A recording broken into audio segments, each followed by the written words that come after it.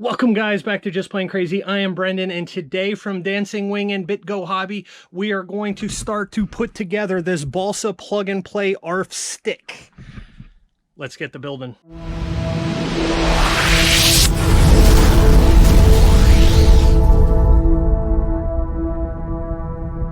All right, first step within our manual is going to be, we are going to attach all of the flaps and the aileron surfaces to the wings.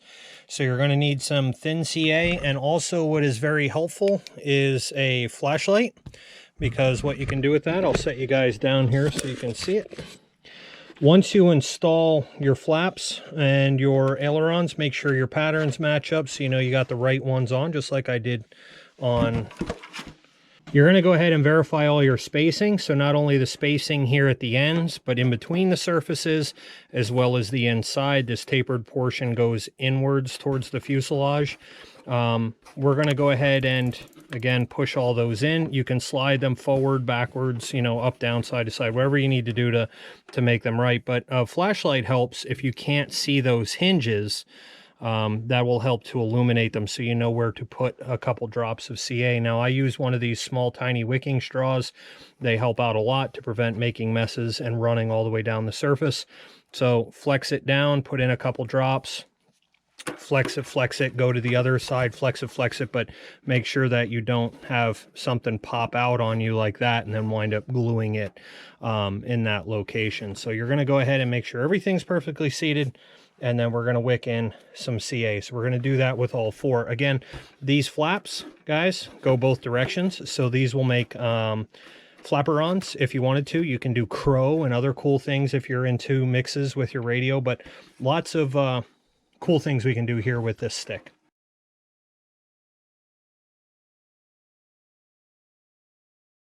All right, the next step, guys, on our wings is going to be to put them together and join them with the carbon rod.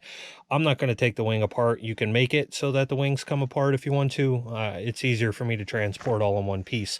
So what I'm going to do is, I got the heating iron going. We're going to heat this down and make sure that the covering is adhered around that access circle that needs to be cut out there. Now note, this is on the bottom side of the wing. We're going to then, once we have that heated and that covering pressed down and our strings pulled through those holes, we're going to apply a little bit of epoxy on the rod, slide it in the wing tubes, slide it in through, or apply the epoxy here on the wood as well. And then we are going to epoxy in these front locating pins so they're in place, and that will be good to hold our wing down. So let's go ahead and do that.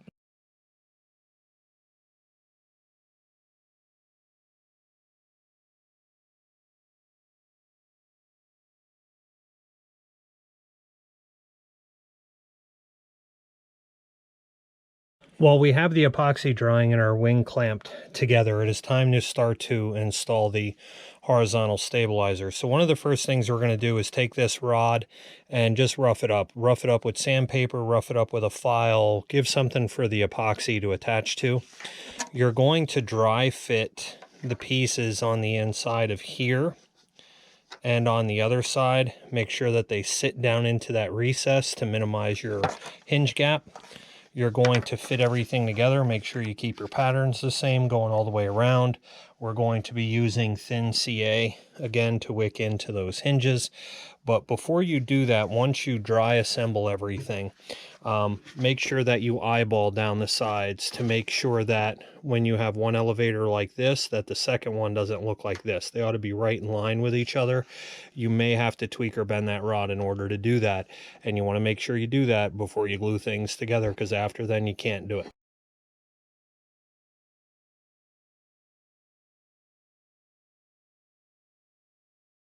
Now for the tail, they want you to install M2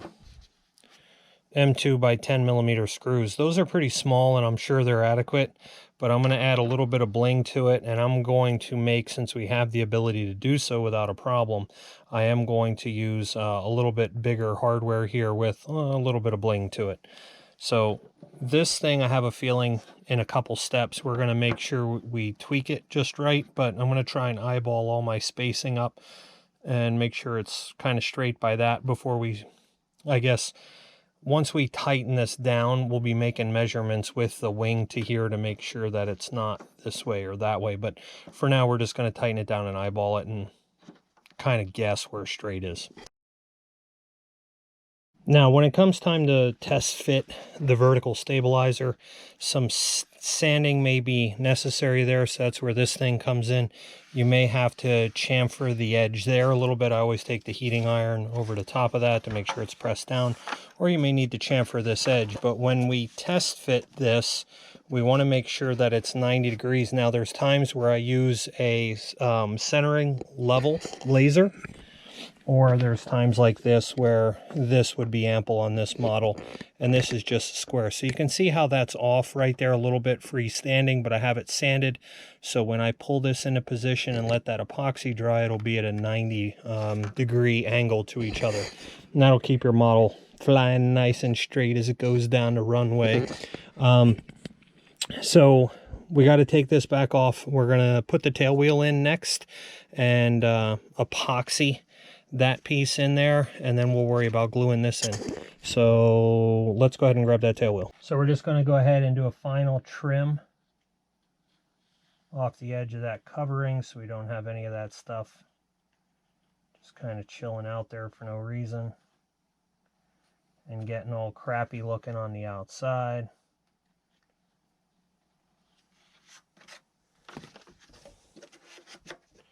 One final test fit there. All right. So we're just going to use on this one some Hysol 608 quick epoxy. Get that stuff mixed up. And when we tape this to cure it, all we need to do is just use a little bit of painter's tape to hold it into place. Make sure everything in here has a nice coat on it.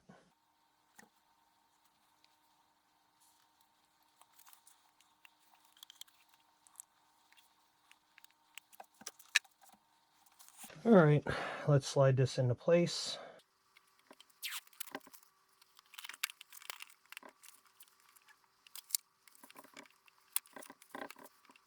It looks perfect. We'll let that dry right there. For the tail wheel, we're going to do that in the same manner that we did that metal elevator connector. We're going to mix up a little bit of epoxy.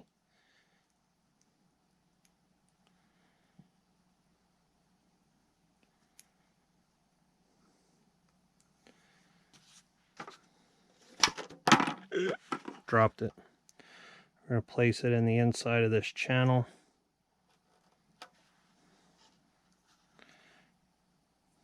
It really doesn't take a ton.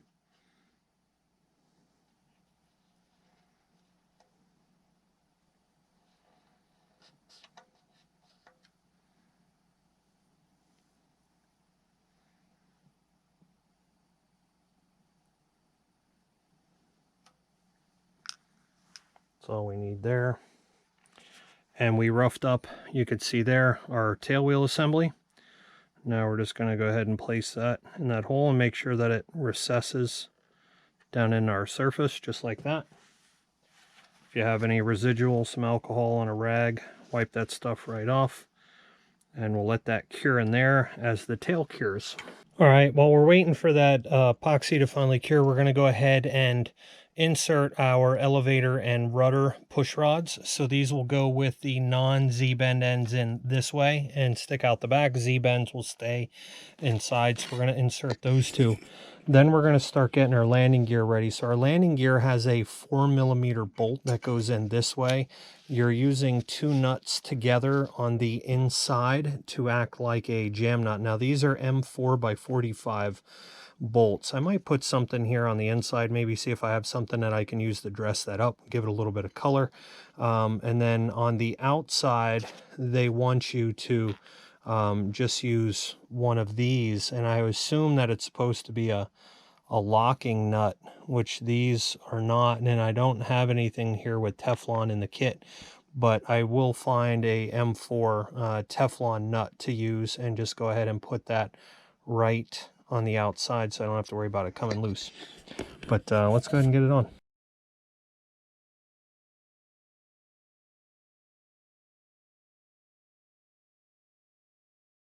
So for the bottom for attaching the landing gear, they give you some actually really nice M4 screws to put in there.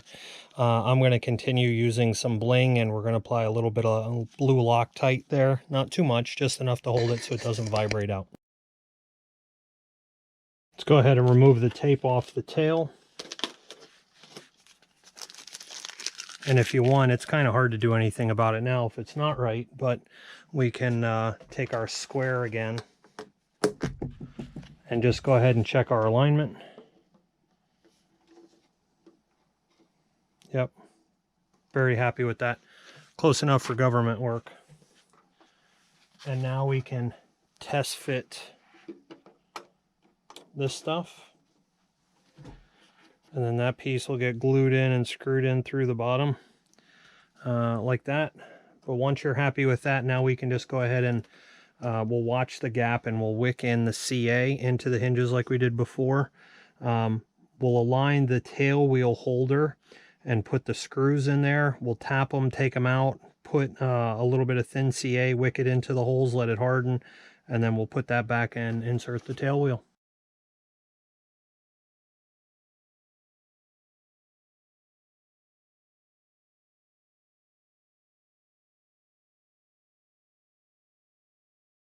So let's talk about getting on our wheel pants. I know they add a little bit of weight. I like the looks of wheel pants, so we're going to go ahead and do it. The wheel pants are already notched to slide over those jam nuts that we put in there. The problem being, if you do not add this lock nut in here for spacing, what's going to happen is that wheel is so far in, it just absolutely crushes the inside edge of this. Of course, yes, you could cut that out, but that wouldn't look so good. So what I've opted to do is put that lock nut right there. You can now slide the wheel over. That'll give you your spacing to slide that in. And now the tire will not rub on that wheel pant. And then we can, when we set this down on the ground now, actually set our angle. Usually you measure the back sides of these just a little bit off the ground while it's setting in the on-ground attitude. The other thing that I'm going to do is they want you to run some small wood screws from there into the fiberglass. That's just a kiss of death. That's not going to last long. So I am going to take some small plywood pieces and I am going to epoxy them into this wheel pant right up above that notch, if you guys can see in there. So that won't add too much weight, and then it'll give me something for my screws to pull into. Now, some people on the other end of this in here will sometimes make the axle, and I've done this before as well. You put another piece of ply in there and make a hole in it. So that way, when this thing goes in, you kind of bend it and flex it. If that axle's long enough, the axle will sit into the hole and support both sides. But we're not going to do that here. We're just going to do the inside. So let's go ahead and get to work.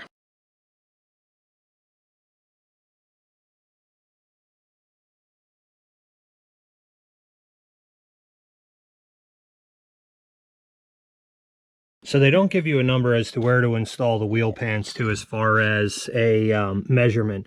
Typically what happens is when the plane is in a tail dragger position, they'll give you in the book a measurement to measure off the ground to the back center of the wheel pant, like in this case, and maybe tell you that it's 1.5 inches. So since I don't have that number, I went ahead and I put the plane in a takeoff attitude. So when it's level, the wheel pan should be level. And what I'm going to do so both sides are even in this case is just from here, I'm going to use 1.5 inches is a good starting number. I'm going to put in one screw and I'm going to drop the tail down and I'm going to see how that looks. I don't want the back dragging on the ground and then getting pulled through the grass and everything else. So we're going to go ahead, hold that at 1.5 inches using a piece of tape. So we'll just take that and position it, you know, when we have our 1.5 inches. to hold it. And then I'm going to drill one small pilot. We'll put a screw in to hold it and drop it down.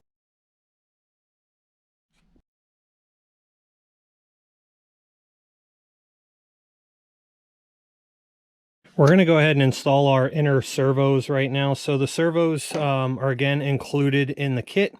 The rudder is going to go into the side that's closest to us, and then the elevator will be on the other side. So the first thing you're going to have to do is assemble your servos. You can just dump the pieces out of the bag. Go ahead and put in your grommets.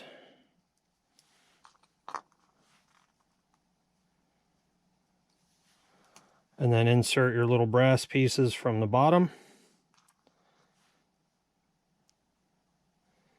And for now, we don't need to worry about receiver placement. One of the things that is going to be key here, guys, whatever arm you are going to use, whether you're going to use this one or you want one that's going to give you more throw, remember, the longer that is, the less torque the servo has. So the closer you can keep that to here and still achieve your throw, the better off you are going to be.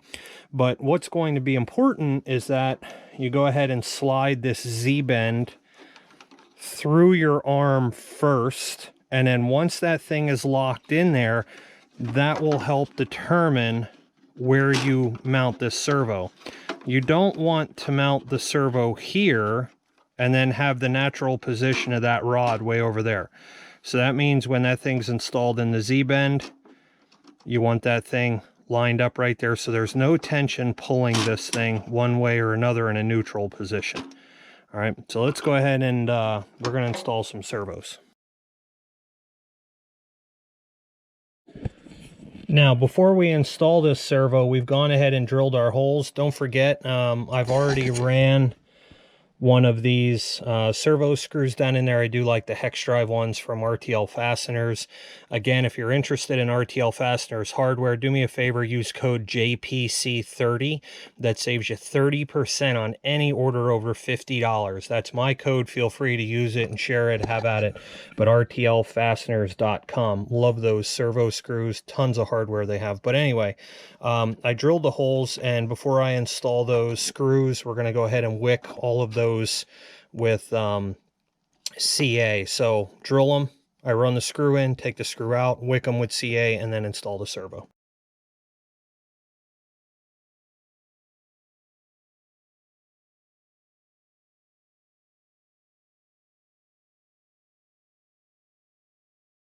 Now for the easy connectors, I enlarged the hole that I want to use just a tad, so that way this thing free spins. I went ahead and used the washer and the nut on this side, applied red Loctite just a little bit. Remember, Loctite eats plastic and rubber, so if you get it on there, it will dissolve it. So just a little bit on the thread, so that way as this thing sits overnight, that nut's not going to come loose, but you can see how we can still free rotate, but yet that nut is tight.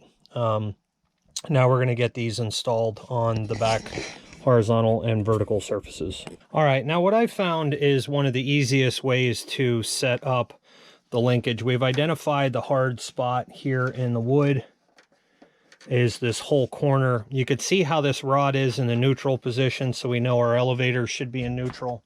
If you want to hold them there, you can soft clamp here. And now everything is locked in a neutral position. You want to go ahead and slide over the horn assembly.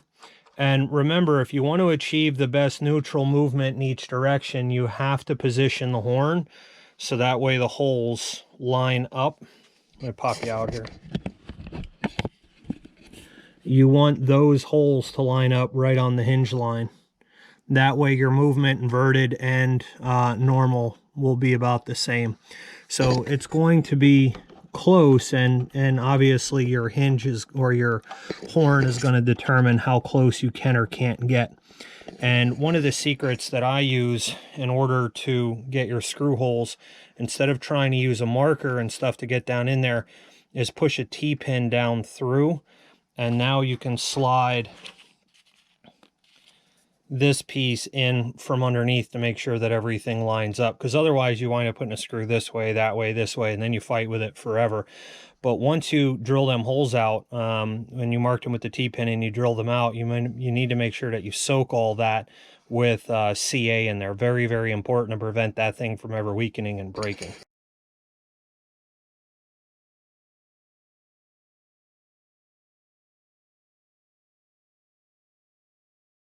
Now we're going to go ahead, before we run off to the wing, might as well get the fuselage finished up. So we're going to go ahead and mount this plate onto the back here. Make sure that the recessed portion faces you, so that way the screws can go in. Just a small dab of blue Loctite on those recessed machine screws to add into there. The propeller on this thing, you can see I have on a prop balancer. So if you've never used one of these before, simply mount it on there, and you're looking to see if one end overcomes the other. So you could see that this thing's a little bit out of balance, being that that blade's a little heavier. So we can either sand off the back side, or you can apply some clear coat to the lighter one, whatever your preference is. I'll probably take a little bit of sandpaper to this just to balance it. These are the adapters to make sure that your prop fits perfectly over whatever hub you're using. These things, all you have to do is just go down through, so that would be the perfect one right there. You'll cut this out. That goes in the back of that propeller before you mount it. We're probably going to not use these screws. I'll probably use something a little bit more blingy on the outside. We'll have to see what we have there. Probably use some anodized stuff again. But anyway, ESC will get mounted on the inside, but let's go ahead and get it done.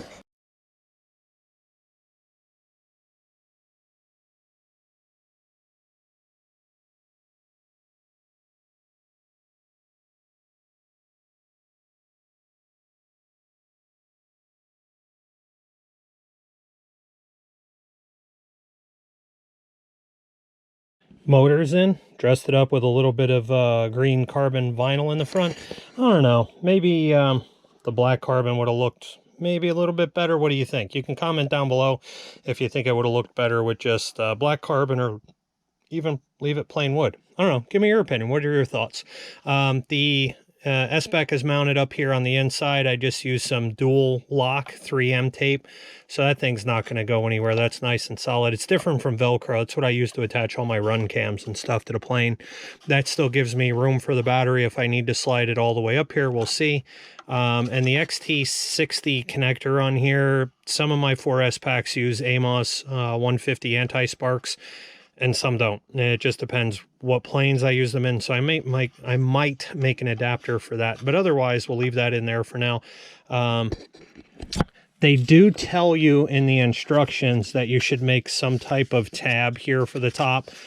They use a piece of tape. I hate the tape. I don't know. I might find maybe a servo arm or something like that. Maybe something that sticks up through the top that's maybe white or clear or something, to make that easier, because I'm not going to be able to do this once the wing is on, obviously, right?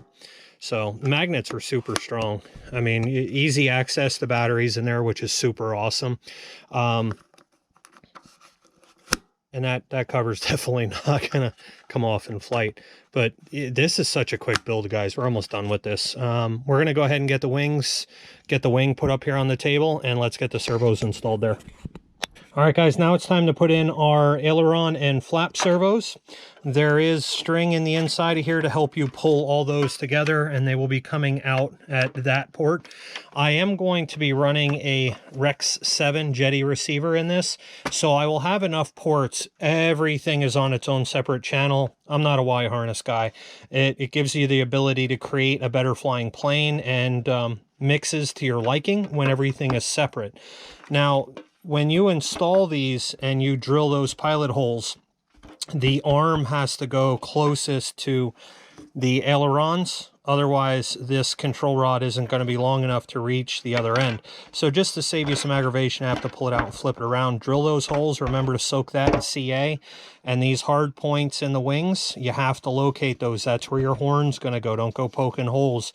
You can see right here where it is. If you have to take a heating iron to better find it, you can do that, or the flashlight underneath trick.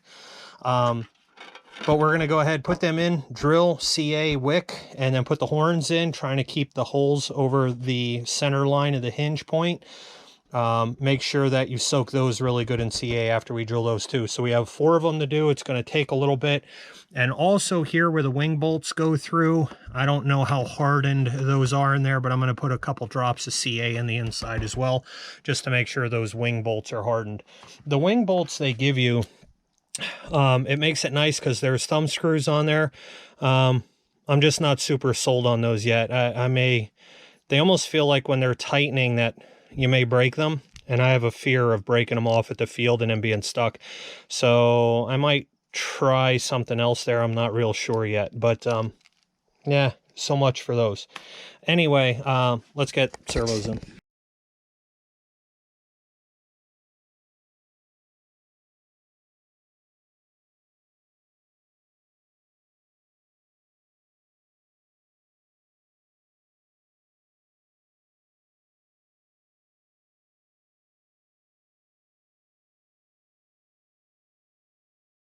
All right, check it out. So the servos are in, and now what I'm going to do, I have a kit here from Hanson Hobbies. These are polarized connectors.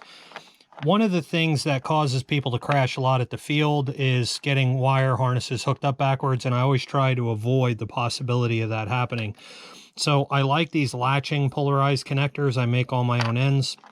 So off of these 2 servos, I'm going to go ahead and cut all those ends off and use polarized ends. And what I'm going to do is I'm going to make 1/2 on this side female and this one male. And then when I get into the inside of the plane, we're going to reverse them like this. So there is no way I can get right hooked up with left. Once it's wired in and wired in correctly, I'm good to go.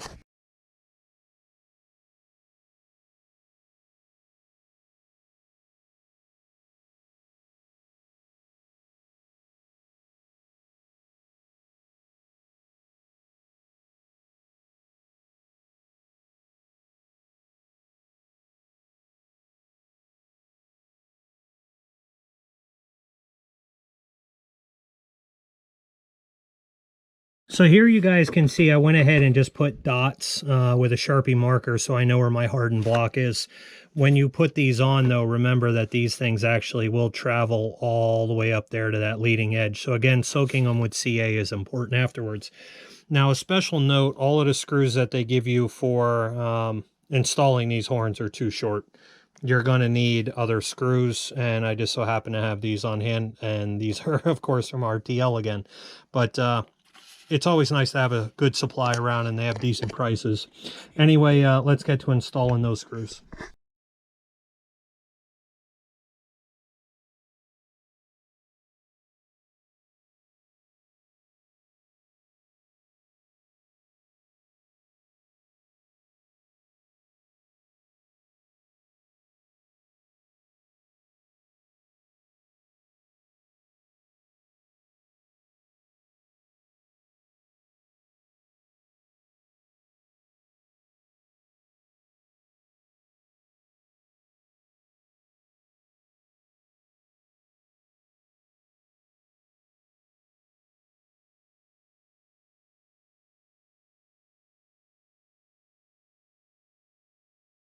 All right, guys, all the servos are done in the wings, and it's time to throw in our Rec 7 and get our jetty all set up.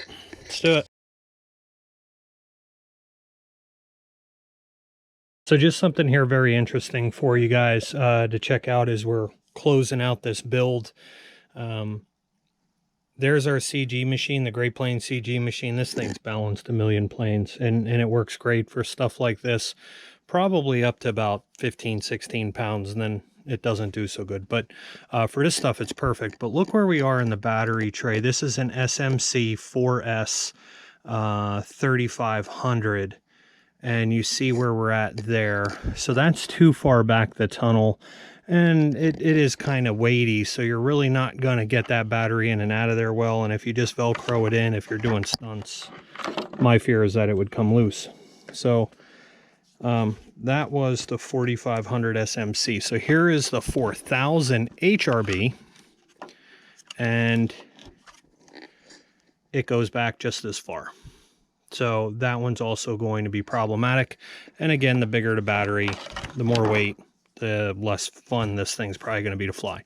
Here is a Z. This is a 4S 2200. And that thing will go right about there. So I think that is a winner. That keeps the plane fairly light. 4S 2200. That should probably get us 4 to 5 minutes, I think, run time on this, which should be okay. You know, it's not glow fuel and not going to run for 15 minutes, but it'll work. So the throws are set. Everything is secured.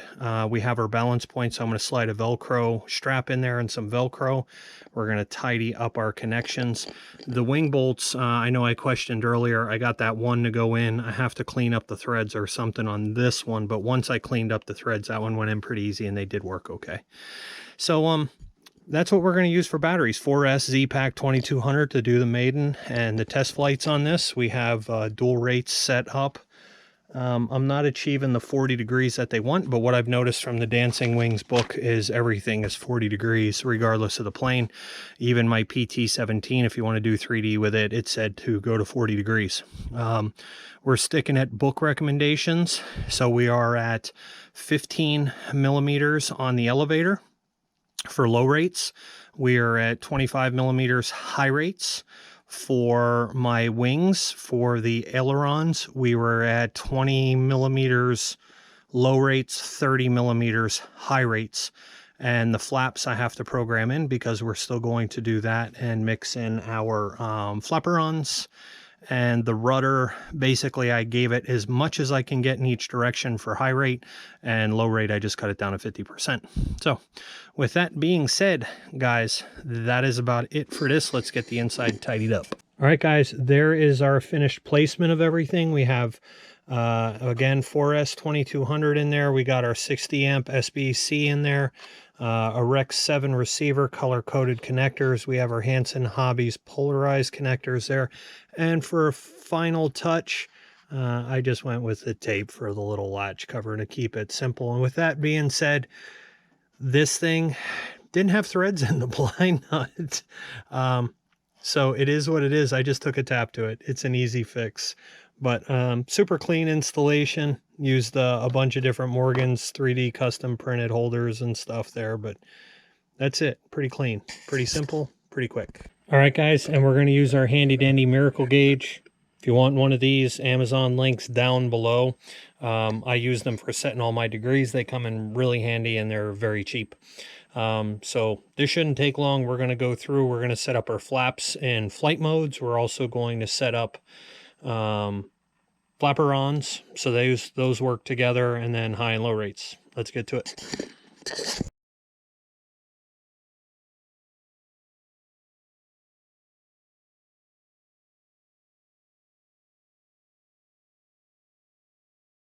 All right, guys, here we go. So we have everything set up and dual rates and flaperons with flaps also. So we have elevator, low rates, low rates, high rates. There. Low rates. Got a bunch of junk in the way. We have ailerons, low rates, high rates. There. Landing, take. We have regular flaps. Then we have flaperons in low rates and high rates. So as far as numbers go, we'll give you some quick numbers here with things. Normal. Just so we have them documented in case you want to know what I got versus where you got. CG on this, we are at 90, right where they recommended. So on low rates for ailerons, we are in 15 degrees in each direction. High rates, we are at 20 degrees in each direction. As far as flaps, takeoff flaps, we're at 15. Landing flaps, we're at 30. The rudder, I got as much movement as I can get out of it in high rate. And on low rate, we went to just half. All right. We kept that fairly simple. And as far as the elevator goes, we are at low rate of 12 degrees and high rate of 18 degrees in both directions. So there you have it as far as throws on everything CG. And we'll see how it handles when we're out at the field. And there you have it, guys. That wraps up the build series on this Dancing Wings plug and play Balsa ARF from Bitgo Hobbies. If you're interested in this stick or possibly some other plug and play Balsa ARFs, foam models, whatever, whether it's X-Fly, HSD, or Dancing Wings, head on over to www.bitgohobby.com and check out the huge selection of stuff that they have. Links down in the description below will get you there, especially for this model. Now, if you enjoyed this build series, you're following along because you bought one of these and you need a little guidance, just tips, tricks, or something to do. So shameless plug, go ahead, like, share, subscribe, all of that cool stuff. If you liked what you saw, it's helpful to you, or just good content, do me a favor, hit that thumbs up button. It helps us out a lot. If you're going to hit the thumbs down, do me a favor, do that thing twice for me.